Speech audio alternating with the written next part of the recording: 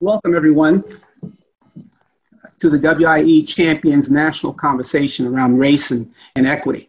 We're very excited today to have a tremendous speaker and financial industry leader to talk with us about our efforts here in Charlotte and the implications not only for the state and certainly for the nation as others are watching how we address this very important issue of racial equity. Let me first say a few words about who we are as the Women's Intercultural Exchange. I'm Nick Wharton, chair of the WIE Champions.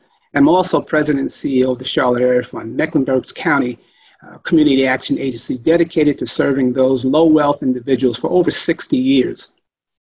The Women's Intercultural Exchange was established in 2005 by three very ambitious women, Stephanie Counts, Dee Dixon, and Joan Zimmerman. Based on evidence-based research, their conclusions were that women of color had various levels of distrust among each other. And the idea is that WIE would build trust across race, culture, and gender. Not surprisingly, across those demographics, they discovered that men were least trusted in the organizations that they worked in. And so the WIE Women's Intercultural Exchange was founded. Shortly after, the Champions was founded to build similar levels of trust and social capacity across race and gender among diverse male leaders. And so today we're close to 65 men who meet regularly and have very intense conversations about issues of the day and also public policy, and much very important businesses come out of those events. One of our wonderful members who's very rarely misses a meeting is Hugh McCall, the founder of Bank of America. And his voice is always heard in our meetings. In fact, I was going to say when he speaks, it's like E.F. Hutton, but in fact, I suspect E.F. Hutton has had to listen to him at times. So we have a very vibrant organization that has continued to create opportunities for important conversations. So today, we're very excited on this first day of Women's History Month to have an incredible speaker who share some thoughts about racial equity outcomes, because let's face it, every important initiative that has impacted the growth and development of Charlotte, Bank of America has been at the core of it. They've helped move this city and this region, and quite frankly, the state, to where we are today. So with that, let me introduce our speaker for today. After he speaks, I'll introduce a panel who will have a few questions to pose to our speaker. And in fact, they perhaps will have reactions to the comments that are made. So let me begin by introducing our illustrious speaker, who's just an amazing business leader, and we're so pleased that he's decided to join us today. Keith Koppel is the president of Bank of America Charlotte, head of executive escalations and sports sponsorships. I'll share a few items about his background that gives you a context of the kind of leader that we have with us today. He also serves as head of escalations and sports sponsorship for the company. As president of Bank of America, he is responsible for connecting banking investment resources offered through the bank's 8 lines of business to people and companies across the region, deploying Bank of America's resources to address social and economic concerns, and helping local communities thrive. Keith recently served as a global technology and operations chief officer with responsibility for programs, business controls, oversight operations, as well as external relationships for nearly 95,000 employees and contractors in more than 35 countries. Prior to that, Keith serves as the head of specialty client services for consumer and small business and president of Bank of America, Michigan. During his 38-year career in financial services, Keith has held a number of key executive roles, including COO for consumer and small businesses, National Community Markets Executive responsible for 1,800 financial centers, President and Customer Service and Support responsible for all call center operations, and executive leading the debit card and ATM businesses. He has also led specialty client services, life services, and employee financial services and client escalations. Keith is a passionate ally and advocate for a diverse and inclusive workforce. Previously, he served as vice chair of the Global Diversity and Inclusion Council. In his role, he was instrumental in establishing several employee networks, including the Black Professional Group, the Hispanic Latino Organization for Leadership and Advancement, the Military Support and Assistance Group, and the Black Executive Advisory Council. In 2019, he received 2 D&I awards, the Root Award and the Vanguard Award, for his role promoting equality, unity, and multiculturalism. He's an active member and advisor to several employee networks. Active in the community, he co-chaired the 2020 Charlotte City Bond Campaign. He plays a vital role on various boards with local organizations, including board chair of the Levine Museum of the New South, the Charlotte Regional Business Alliance, Foundation for Carolinas Community Real Property Holdings, and My Brother's Keeper, Charlotte Mecklenburg, Providence Day School Board, and Davidson College. He also serves on the boards of United Way, Goodwill Industries, Second Harvest Food Bank of Metrolina, and the American Diabetes Association, which recently named him Father of the Year. Keith is a Michigan Chronicle Men of Excellence honoree and received the Excellence in Economic Development Award from the 100 Black Men of Detroit. Now, what I know of Keith personally, as I look at this amazing profile of accomplishments, we could very easily inverse this list of items and put Father of the Year at the top, husband at the top, because he has an unbelievably fierce wife, Serena, who has been by his side, and he would attribute much of his success to the balanced world that he lives in.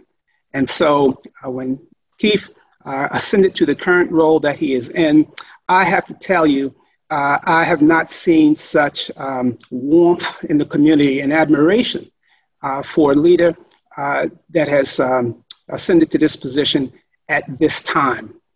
So with I give you Keith Cockrell, and you're on.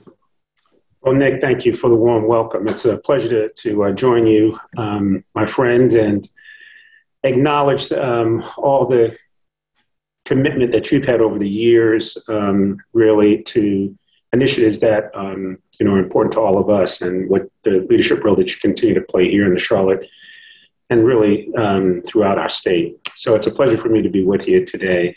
I want to offer a few thoughts and comments for our discussion, and then look forward to engaging in some Q&A, as this, from my perspective, is a critical time.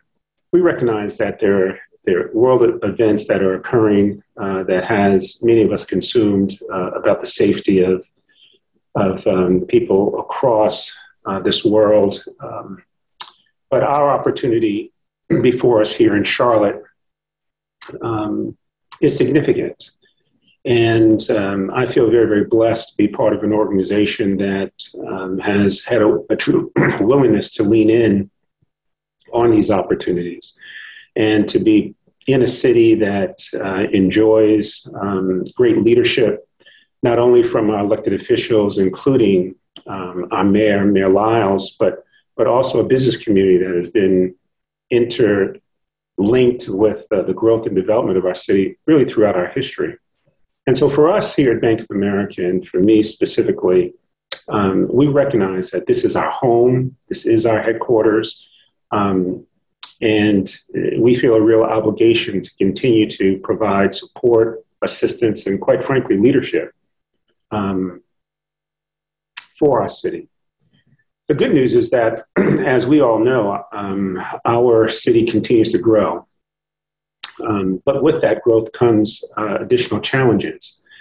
And we're doing our level best to understand the challenges and get out in front of them. But nonetheless, it creates new opportunities for us to continue to learn, grow, and develop. Many of us will be heading off to Austin tomorrow with the Charlotte Regional Alliance to do some analysis regarding another city that has enjoyed explosive growth, was tremendously popular, and now you're seeing some fractures, some concerns, and that's Austin, Texas. And so many of us are looking forward to going down to Austin to compare and contrast, understand, what's led to their explosive growth and the number of corporations that they've been able to attract to Austin, but also to learn from some of the things that they would do differently, or the things that we don't want to be part of our growing economy here in Charlotte. So let me just offer a couple of thoughts. A few years ago, I think for many of us in the Black community, our lives changed dramatically.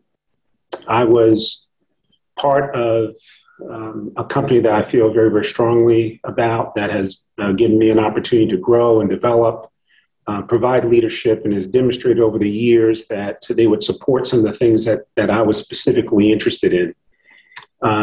I made a conscious decision that although this company we call Bank of America may not have been everything that I wanted it to be, I felt as though that they demonstrated that I had a voice and that they were willing to listen.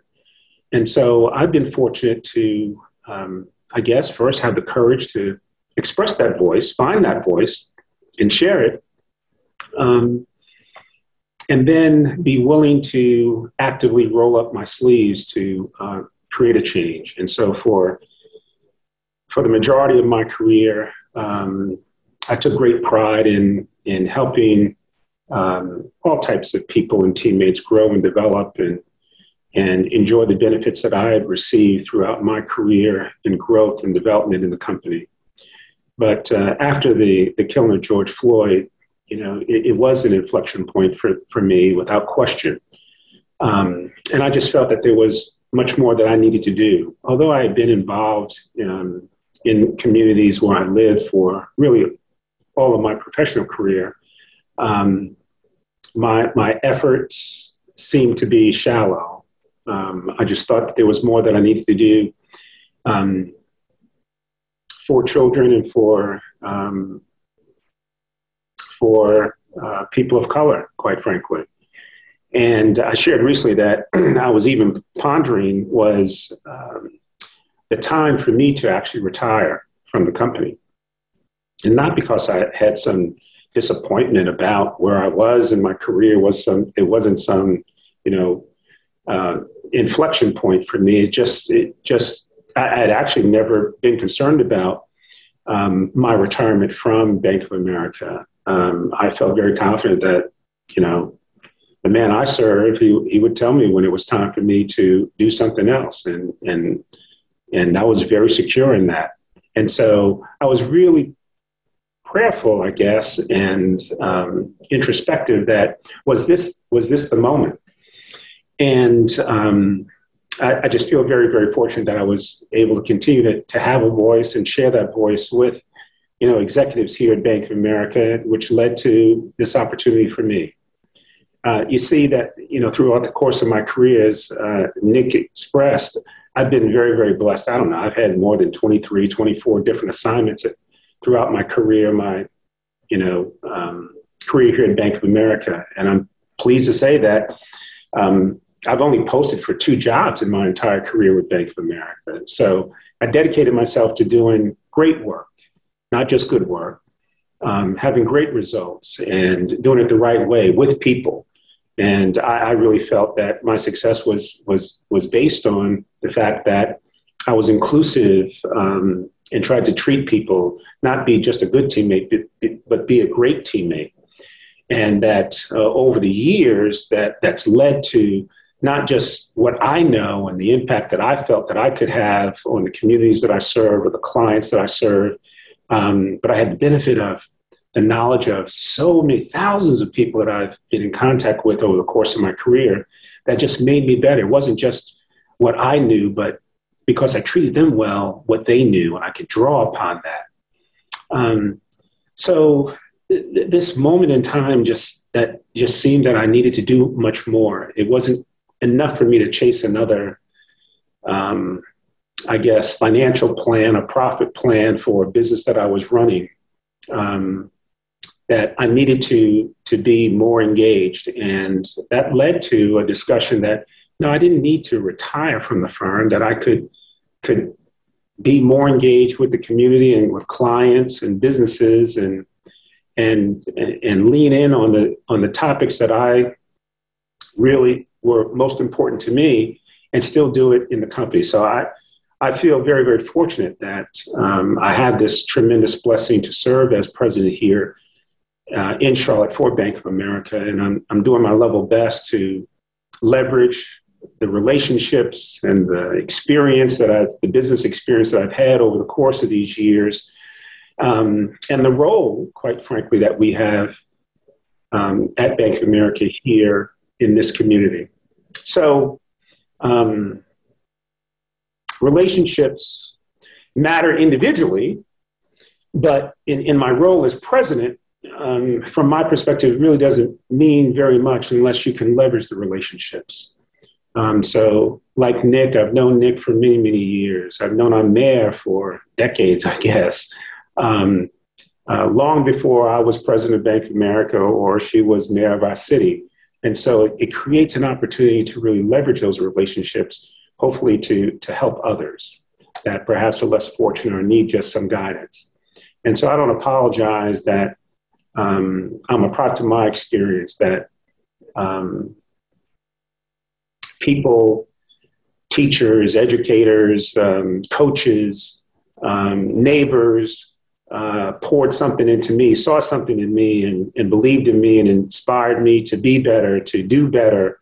And so because of that, I'm passionate about our youth in this city and trying to ensure that every child doesn't just have an opportunity for a good education, but that they understand that we're not looking for just A, B on a roll. We're looking for excellence, that they have the ability, many of them have the ability to be A students. And so, yes, we have some challenges right now because of COVID and the like, but I want them to know you daily. I want them to know how it counts and know their story, your story. And I want them to know Nick's background and, for that matter, know my background and recognize that I too were faced with challenges, obstacles as a young person. But thank God there were guiding hands and people in my ear to encourage me that I could be more and do more, even though I didn't see it, perhaps, but they believed in me. And so it's a tremendous honor and just a blessing for me to now have the opportunity to lead Bank of America here with the support of our CEO, Brian Moynihan, and his commitment.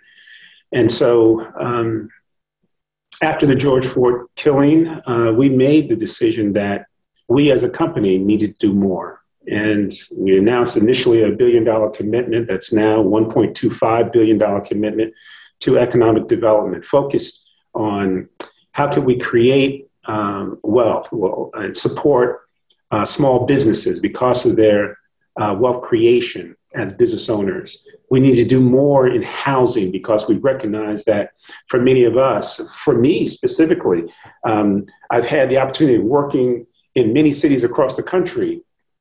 And for the most part, my real estate transactions have been accretive to my portfolio, my financial portfolio, that when I bought a home because of a new opportunity in San Francisco, when I decided to sell, well, let me be honest, when Serena sold that house, that we made money on those transactions. And so that helped us as a young family continue to grow financially to provide the type of lifestyle and living for our children. And so now I find myself with this awesome responsibility to try to do good, not only for what we do inside the company, but outside these four walls of Bank of America. And so my focus today is really obviously on trying to ensure the 18,000 employees, as today we welcomed all of our teammates back to the business environment. That's a critical milestone for us, not only because we believe in collaboration and working together in person, but also we recognize that inside this loop, there are so many other businesses and restaurant owners that depend on my teammates being here. And they've been waiting for there to be a collective group of folks so they can open and have lunch and we open up business travel again, obviously in a safe way.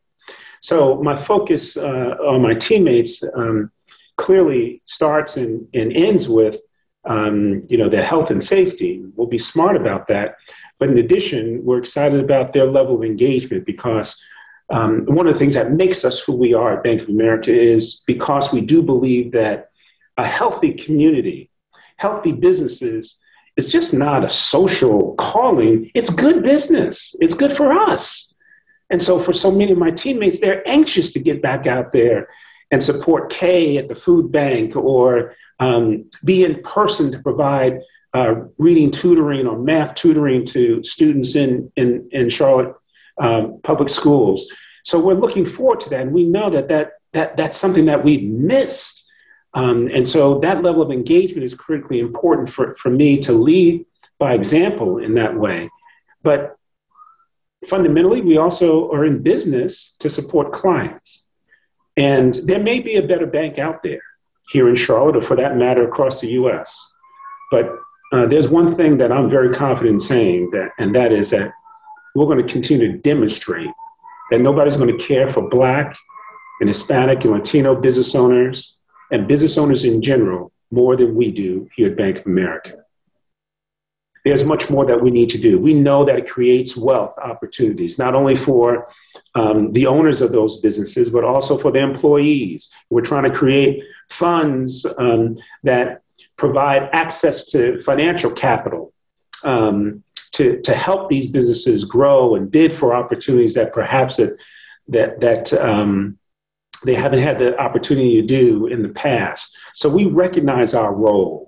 And it's not going to be because of some announcement that we make. It's going to be because it will continue to grow and we'll continue to support these businesses because we're going to demonstrate to them that we're listening to them, we understand them, and we'll take the appropriate risks to help them grow, which will be good business. So it's not about charity here. It's about finding good business leaders who have a business plan where she is trying to grow and do more to serve her client base or provide products and services. And they exist. We know that, and we recognize our responsibility to do it.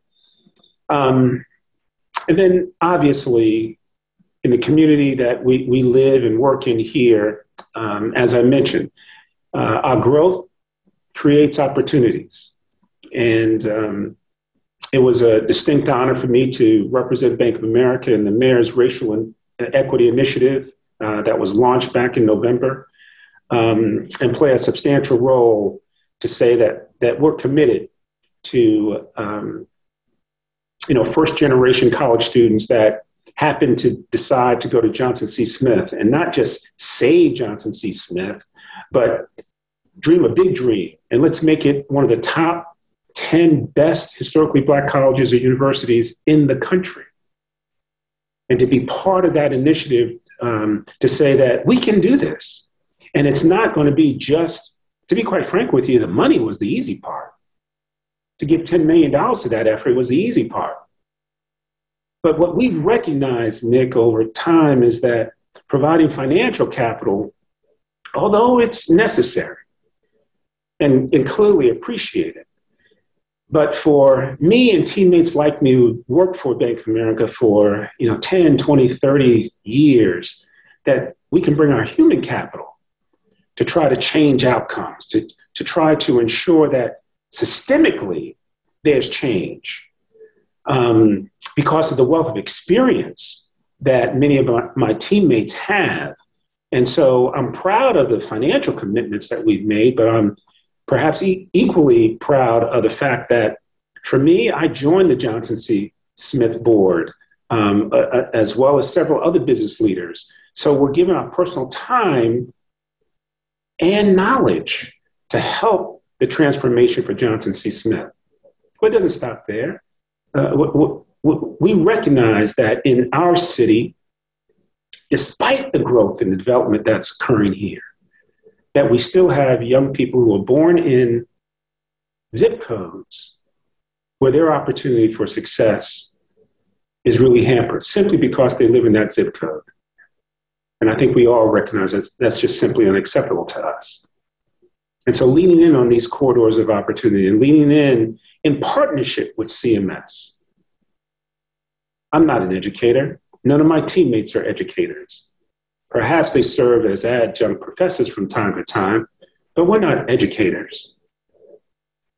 But somebody taught us how to read a long time ago and helped us understand the importance of going to college. I'm not here to profess that going to college is the only path out of poverty. But for many of us, we know that it is a path.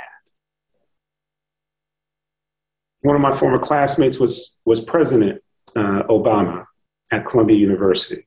My hope and my prayer was that when he was selected and I saw something that I had never seen before, didn't know if I'd ever see in my lifetime, that a Black man would become president of the United States.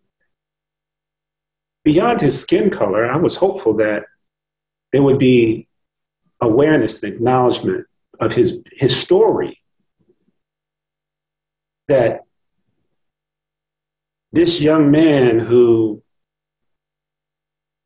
raised by his grandparents had a strained relationship with his father, biracial, could go on to some of the best schools in the world. And despite some of the decisions that he made as a young man, that he could grow and develop from those decisions and those experiences and still become the leader of the free world. And that it wasn't just about going to school and getting a diploma or even going to college. No, that he did so well that he went to some of the best schools in the world. And here we are, so many of us today, been touched and influenced by someone who encouraged us, a parent, a friend, a teacher, that encouraged us to pursue and dream. And so my hope and my prayer is that all of us will remember the folks and give honor to those folks who help guide us, direct us, and that we'll find an opportunity, create the time, so more young people within our crescent know your story. And hopefully you can inspire them. So today I'm excited.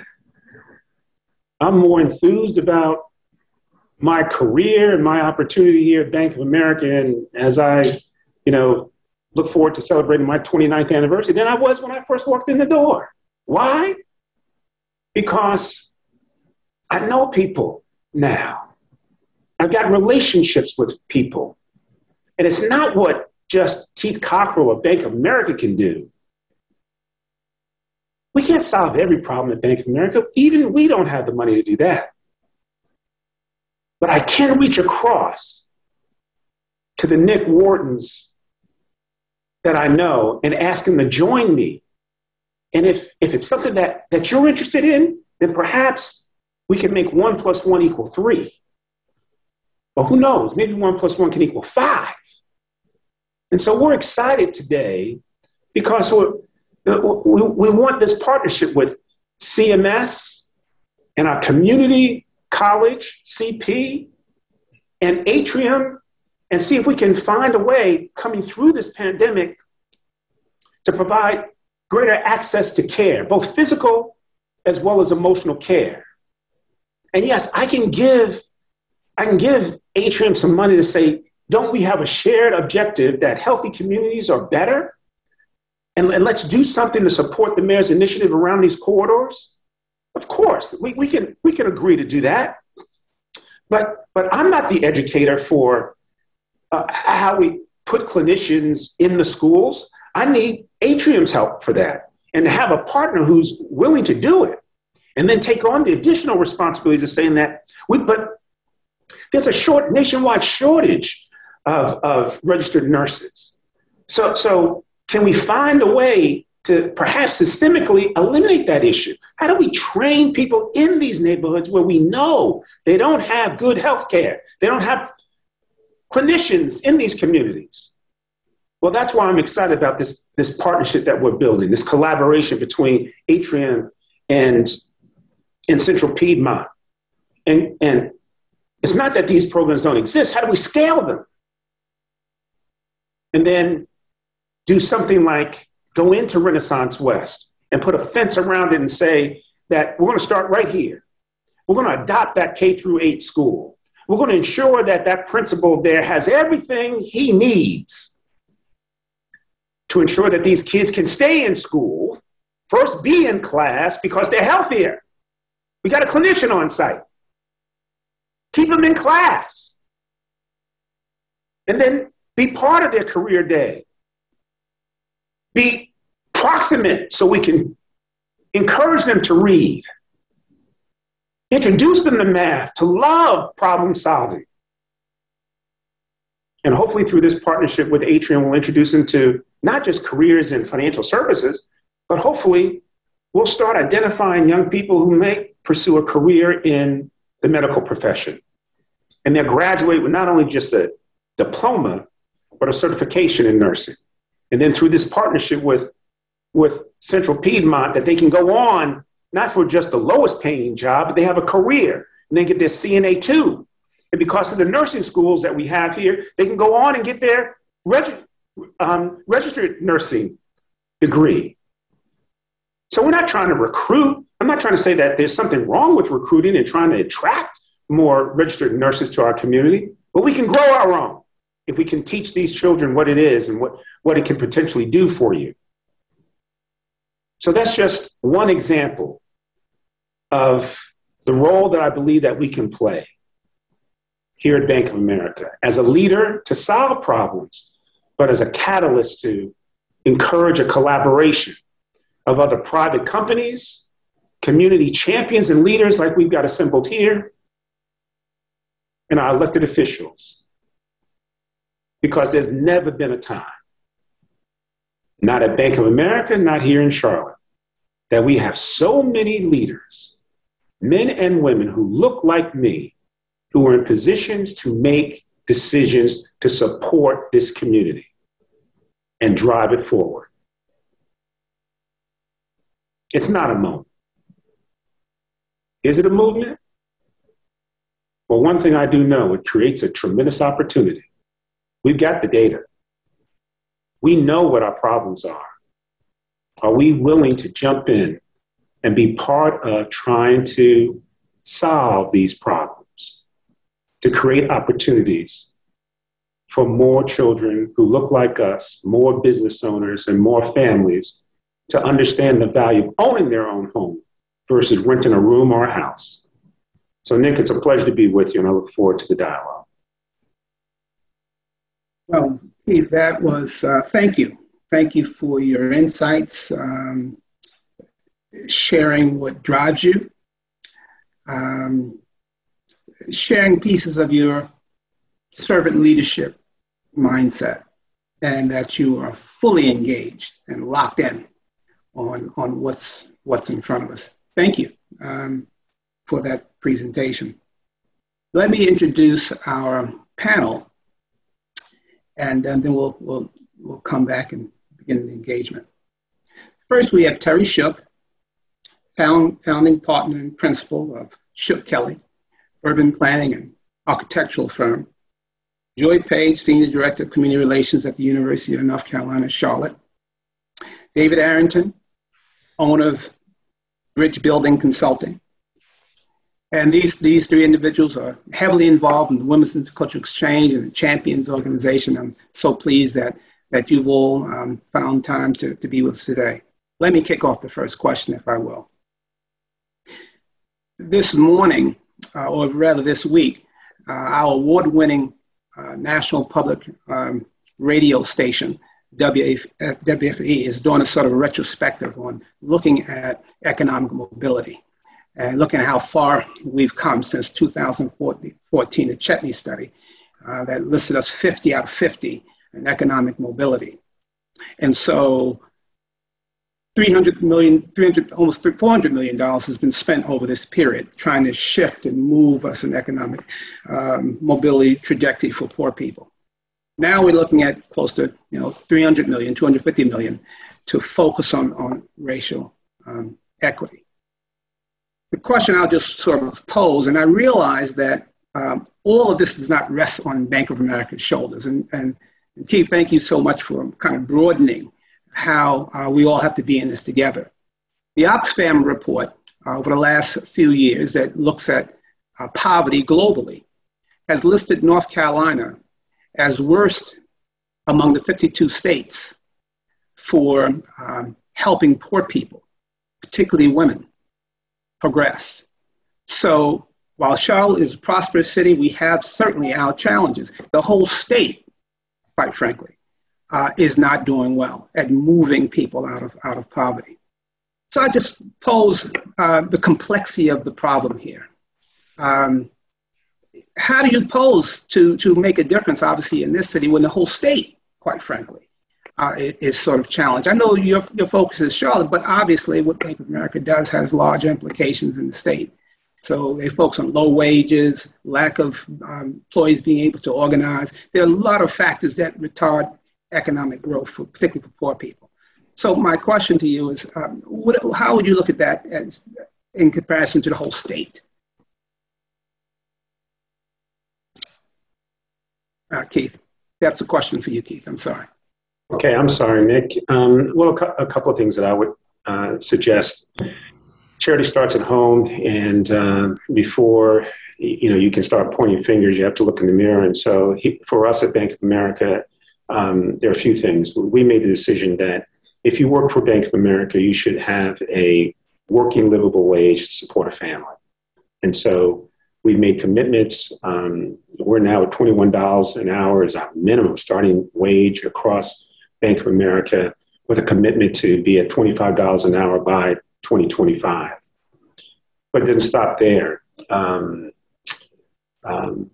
Several years back, we started third-party external review from a compensation perspective to ensure gender equity, that there would be truly equal pay for equal work at Bank of America.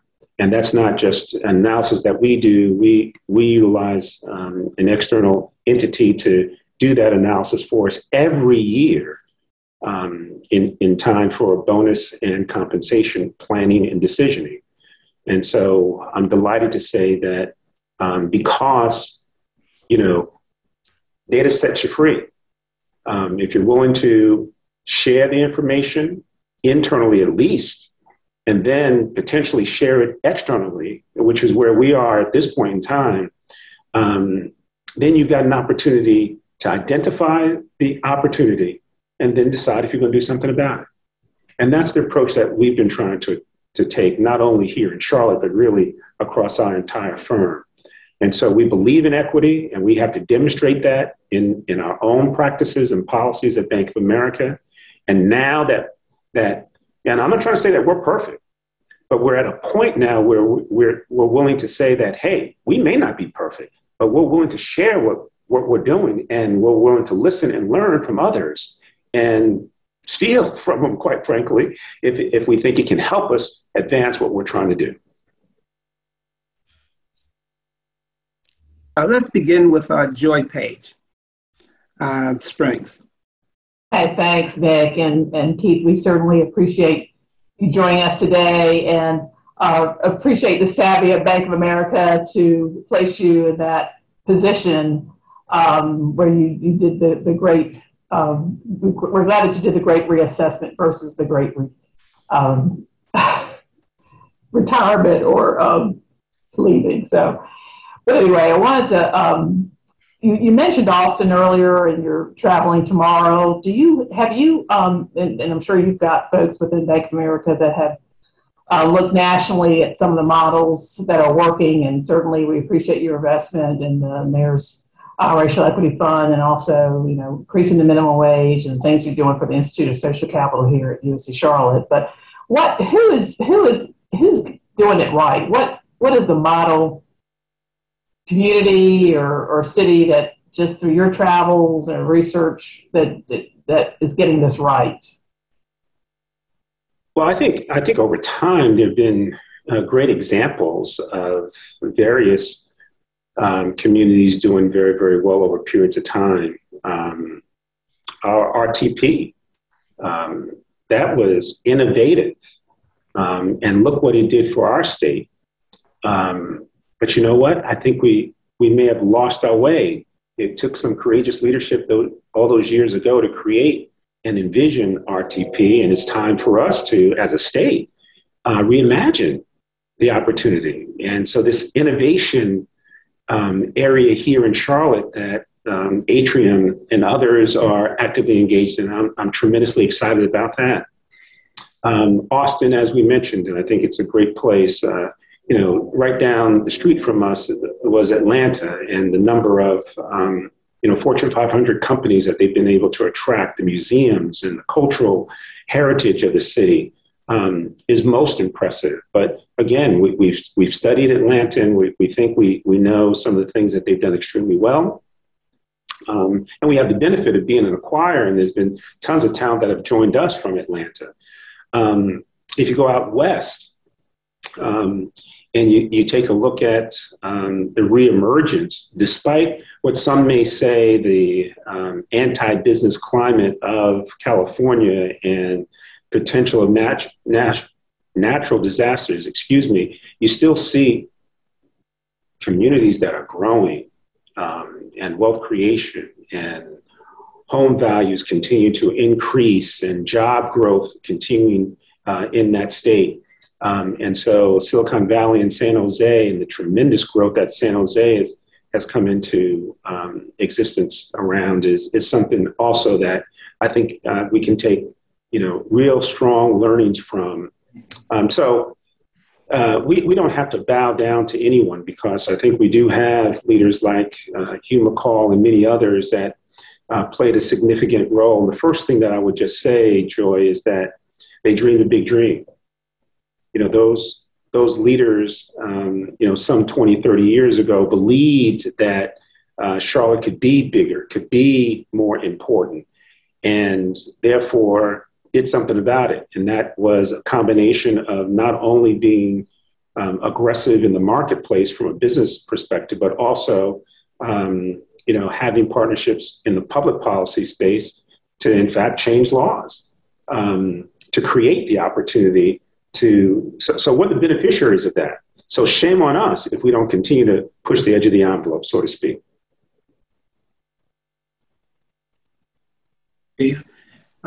David, why don't you pose your question? Sure. First, what's up, Keith? Good to see you again. Great to see you.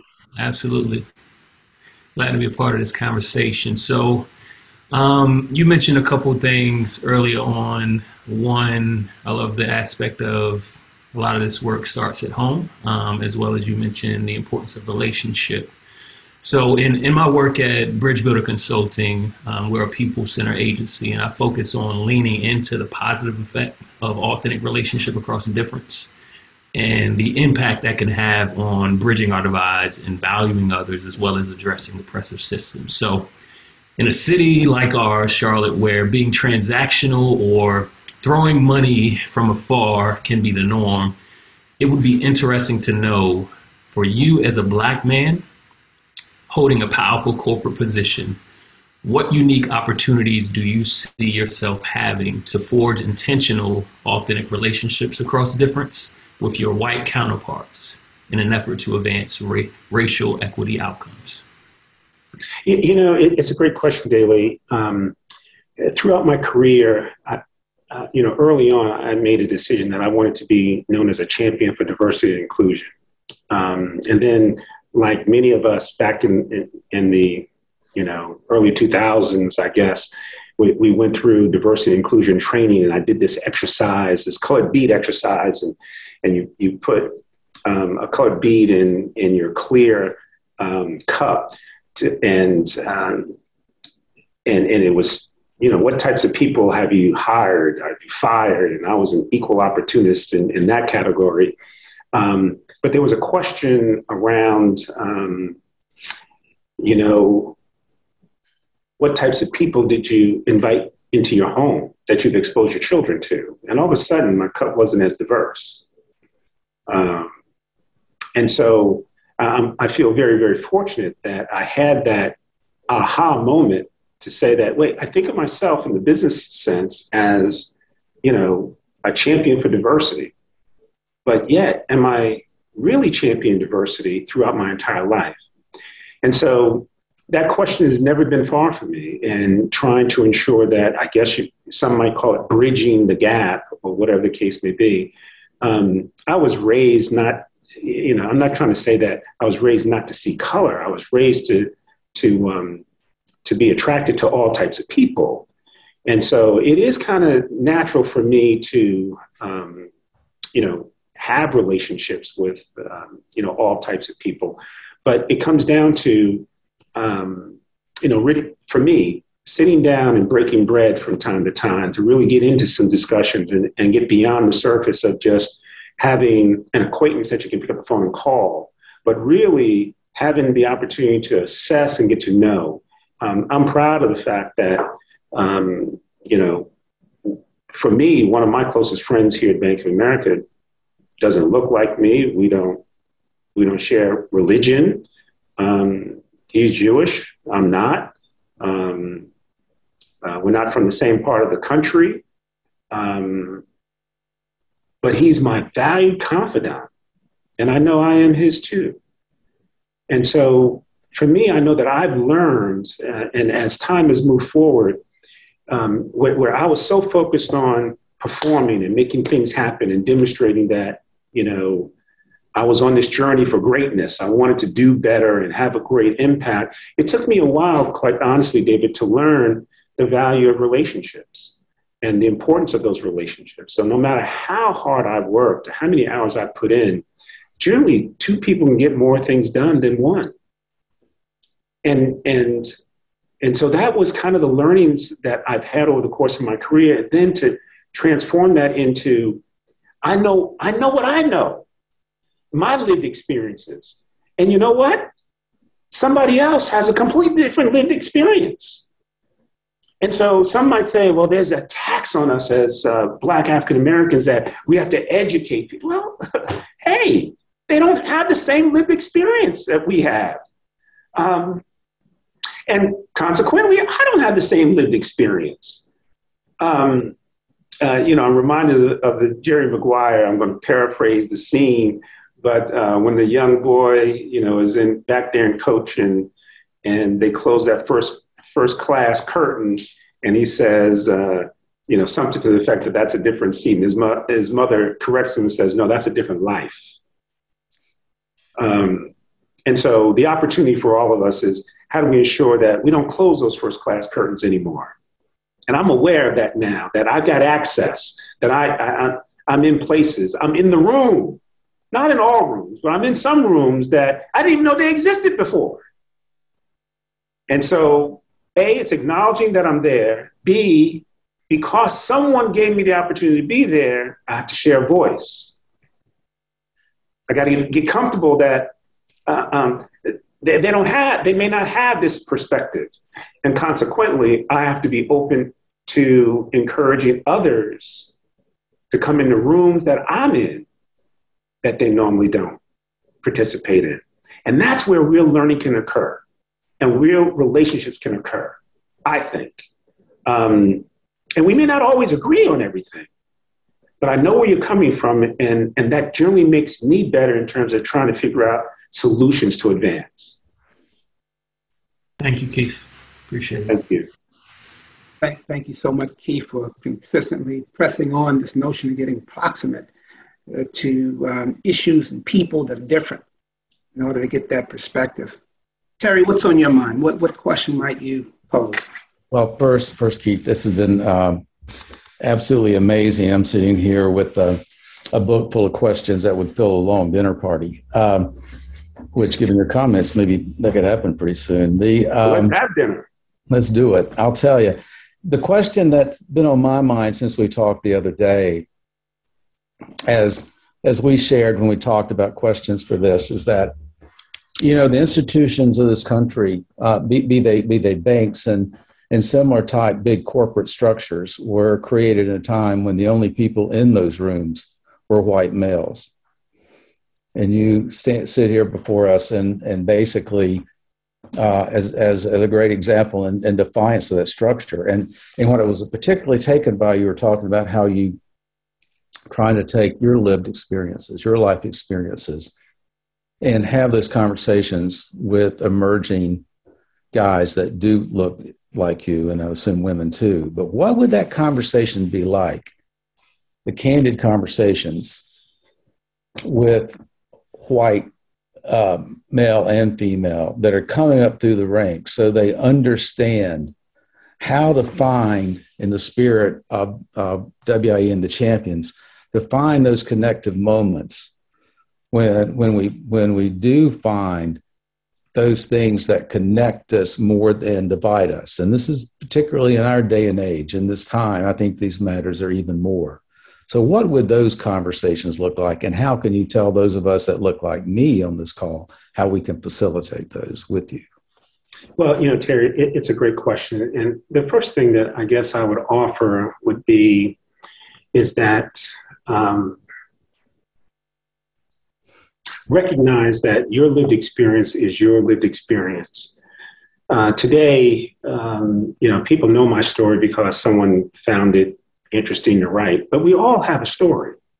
We really do. We all have a story. And having a willingness, and I do recognize, I'll give my example, you know, because, you know, I was, you know, put up for adoption, you know, at birth, I never shared that. I was embarrassed by it. My father, I never lived with my father. He was an alcoholic. And I didn't share that. I lost my dad when I was very, very young. But, and I didn't make a conscious decision, Terry, to decide that today I'm coming out and I'm going to share this part of my life.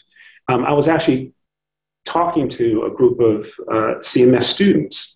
And I don't know, you know, it just came to me to share it. And I could see as I was sharing, I was proud that I was raised by my grandparents. So that's always been part of my story because I was proud of that. But I had never gone there. Why was I raised by my grandparents? And in this particular case, I could see it was touching a student, maybe two. Mm-hmm. And at the conclusion of that conversation, after some tears that were shed, that young person came to me and said that she had been adopted, and the other one shared that she had been raised by her grandparents. And so we all, you know, life is life, and we all have stuff. And I feel for these young people who are on social media and they're seeing, when did it ever become so popular to share what you're eating for dinner? Like that's a thing. And this life that is so wonderful. But we all know, those of us who've been on this journey for a while, that life has ups and downs, twists and turns. It's not all wonderful, and that clearly hasn't been my situation. But because some people may hear or read about my story, I recognize that it helps. It may help somebody who get out of that, woe is me, that hadn't found that right person that can touch them to inspire them to, despite what you're going through, may not have that spiritual foundation to know that, hey, you can pick your head up and there's going to be someone there. So quite frankly, I would say the following is that if we're committed, and I think many of us here today are committed to getting to another destination. What I have learned, Terry, is that sometimes to get people to cross that bridge to a better place, it's not good enough for me to just, you know, meet them halfway. Sometimes I got to go all the way across to the other side. And when I started to learn to share my voice and share my story, become vulnerable, guess what? More and more people started sharing their story. And now the learning can really start to occur. Very true. I'm not trying to preach to you. I'm not trying to, you know, necessarily change your point of view. I'm hopeful that just through this discussion that we're having and maybe the relationship that we're building, there's an appreciation. And can we find areas of agreement, commonality? Because again, I've learned in my professional career that, many of us have been parts of rope courses or competitions, and then you get that aha. Well, if we had worked together, we could have had a different outcome, but we were in competition with one another. And that's the amazing thing about what's going on in our society far too frequently now, is that we have these polarized views. And I'm so thankful that I've got young people as children who are in my ear saying, hey, Dad, have you read this? Are you watching that? Don't get caught in that cycle of just listening to this news channel, or, have you introduced yourself to some other news feed just to get some perspective? You may not agree. It may be very difficult for me to actually listen to it, but at least I'm learning, I'm listening, I can understand. And if I do have a strong opposing view, I can come from, I was on a recent panel discussion, sorry to digress. I was on a recent panel discussion for Black History Month. And there was a conservative, Republican professor, law professor on the council with me. They were encouraging us to be nice, that, we weren't going to have the Sunday talk show kind of going at each other. And so, that's not my approach anyway, but what I had the benefit of doing is taking advantage of social media. Not only was he an author of several books, but he had done speaking engagement. So I understood, because I listened, I took the time to listen to him. And so while we're on this panel, he didn't support big government, but he did support, as an example, that government does need to play a role. And at one point during the course of the discussion, Terry, he said that I think everyone deserves a second chance, and that's where government comes into play. That should be a safety net. Well, I knew he was going to say that because I had done my homework. Mm. So when he said that, I didn't have to come at him and say, I could just say, but I'm glad that we agree on that. But is that enough? What about the young person? They didn't choose to live in that neighborhood and be surrounded by, crime and drugs. That's where they are. They're not even being given a first chance. Can we acknowledge that a child, regardless of gender or race or whatever, a child deserves an opportunity to be a productive member of our society? Which is the big difference between people who are just pro-baby instead of pro-life. That's right. That gets them off on a different track. And so again, we can debate these things all day, but I choose, Terry, to find common ground that isn't as polarizing, so we can try to make some progress. Because if we just stay rooted in, I'm pro-life and you're pro-choice as an example, I got a point of view. There's no question about that. But I'm trying to make progress. Again, my young adults stay in my ear constantly, Terry, in terms of, is the progress enough? And should we take a stronger stance? Should I be more radical in my point of view? That's debatable. But what I am resolute on is that we must make progress. And I want to be part of making progress. Thank you so much. Pete, I realize you said quite emphatically that you were not preaching, but I heard a sermon, and it resonated deep down on the inside. I know that you and your wonderful wife, Serena, are leading an effort right now. Why don't you share that? Many of us can be grateful to two just gigantic icons in our community here in Charlotte, and that's former Mayor Harvey Gantt and Mr. Hugh McCall. And both of them are being recognized later this month from UNCF. And And when we first approached them, I and my wife and James Jackson, his wife, Nina, agreed to co-chair this year's Mayor's Mass Ball. And so James is a former retired Bank of America executive. And of course, we thought of Mr. McCall, and Mayor Gant is a fraternity brother. And I just have many of us don't have the opportunity to be the first in our life, but for him to be the first multiple times in his life is really something remarkable, and that I've always been, tremendously inspired by.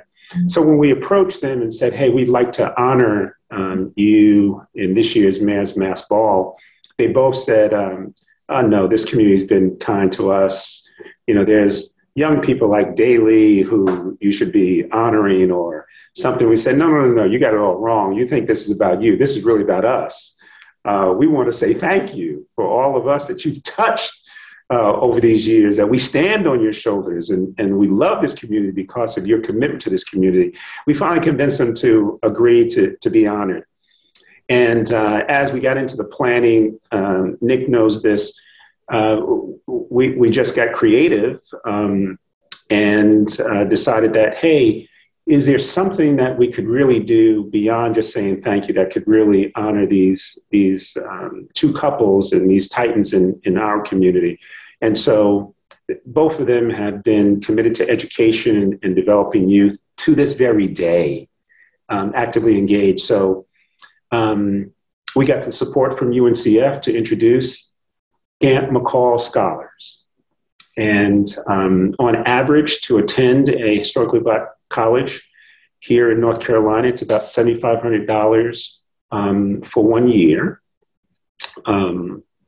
So we came up with a plan to try and raise $30,000 scholarships, Gant McCall Scholars, to pay for the education for students as a way of demonstrating our love and thanks to these two individuals and all that they've given to us. And so if any of you have been touched by Harvey Gant or Hugh McCall and would like to join us, and we've already raised 9 fully funded $30,000 scholarships. Serena and I are sponsoring a $30,000 scholarship, and that's a $30,000 scholarship. If they choose to go to Elizabeth City, then probably their 4-year education will be paid for. If they choose to go to UNC Chapel Hill, maybe not so much, but they'll still get $30,000 to defray their cost of college and education. And so if any of you would like to join in raising funds to pay it forward, to educate and ensure that UNC students, this will be eligible for any UNC student in North Carolina. They can attend any school, whether it's a UNC school or not. So if they decide to go to UNC Charlotte, as an example, but they're a UNC student, the scholarship will still be available to them. The criteria for the scholarship will be at least a 2.5 coming out of high school, and they must maintain at least a 2.0 while they're in college. And we can debate the criteria, but our thinking was that for many of these UNCF students, they are first generation college students. Many of them are faced with obstacles, and we're trying to eliminate financial burdens being one of the obstacles for them, not only to attend school, but to stay in school and get that degree. And yes, I believe in academic excellence. There's no question in my mind. I want to encourage academic excellence. But we don't want to provide a scholarship and then a young person still struggling through whatever they're struggling through, and then want to strip away the financial support. So we're pretty resolute in terms of what we're trying to do here. And I hope that if any of you have been touched by Mr. McCall and Mr. Gant and so inclined, just contact us and we'll ensure that most importantly, from my perspective, I would like all those, and they've touched so many organizations and people that I can't keep up, to be quite honest with you. But I would love for them to see a big list of names and organizations that they have supported over the years, and see that it's a way for us to say thank you to them for all that they continue to give to this community. So thank you for that, Nick. Sure. Well, thank you so much for sharing that. I don't think it's even arguable that both Mr. Gant and Mr. McCall have just done an amazing work for this city, state, and country, quite frankly. So thank you for that. Kelly Little, our board member, I believe, wants to share some thoughts. Kelly? Thanks, Nick. First and foremost, Keith, it's good to see you. And I want to say it was truly, truly, truly an honor. And I'm really humbled at what you shared today and enjoyed the conversation. Hearing this, and particularly your conversation around leadership, you really shared a lot around emotional intelligence and humanity, right? Because you really emphasized this conversation on relationships and giving back. And that's legacy for me. And so doing this both from the corporate space at Bank of America as well as in the community, and really exemplifying what mentorship is truly inspiring. And it's a big part of what we do as champions and with we. In the next few months, we will be renaming the mentorship program after Dorothy Counts. And it's going to launch this spring at Harding High School. And so I'm truly excited to share this, particularly in the spirit of what you already shared, and how we've already been not only assisting other schools with this and young students, but also now we'll be introducing young men to the fold. So I just want you to stay tuned for that, both locally and nationally. But also I want to lift up, because I just seen you, I think about 2 weeks ago, with the work that you're doing with My Brother's Keeper.